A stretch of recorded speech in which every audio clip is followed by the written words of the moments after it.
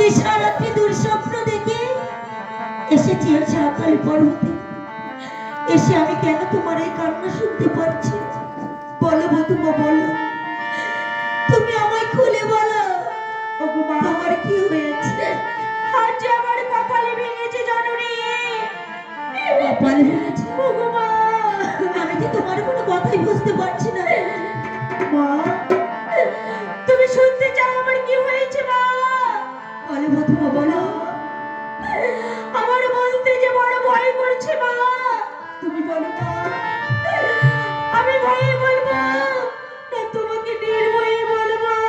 বধূমা, আমি তোমার নির্ভয় দিলাম। ওগো তুমি আমায় খুলে বলো, তুমি জানতে চাও আমার কি হয়েছে? মা, আজ যে তোমার একটা মাত্র সন্তান, আমার সন্তান, সে যে সর্বঘাতে মৃত্যু হয়েছে।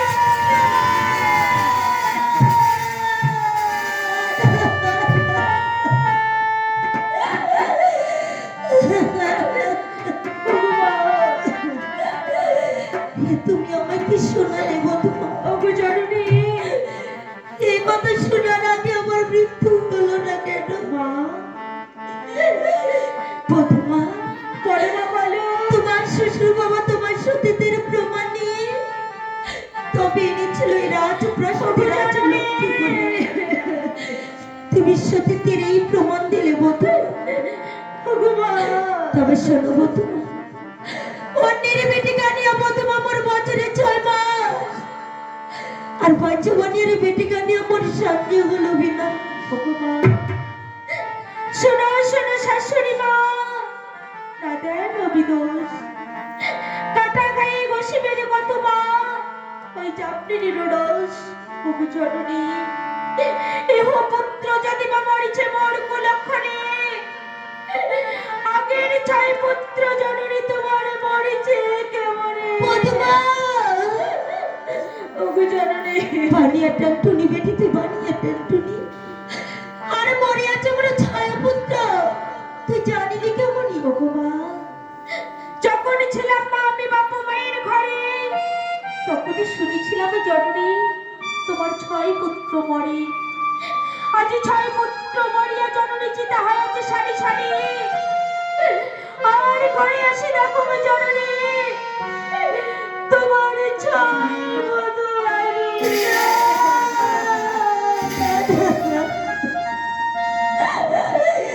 চুপ করো বধূমা, তুমি চুপ করো। ওরে বেটি কুলক্ষণে আমার বুঝাও, আর মরে আছে মোর সোনার পুত্র। তুমি কার বাবু খুঁজো? বেশ পাবে,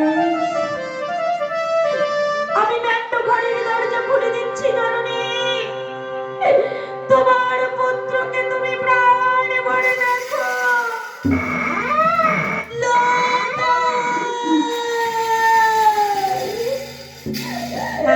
ওরে বাবা মা, ওরে লতায়, তুই এভাবে আমায় ছেড়ে চলে যেতে পারিস না বাবা।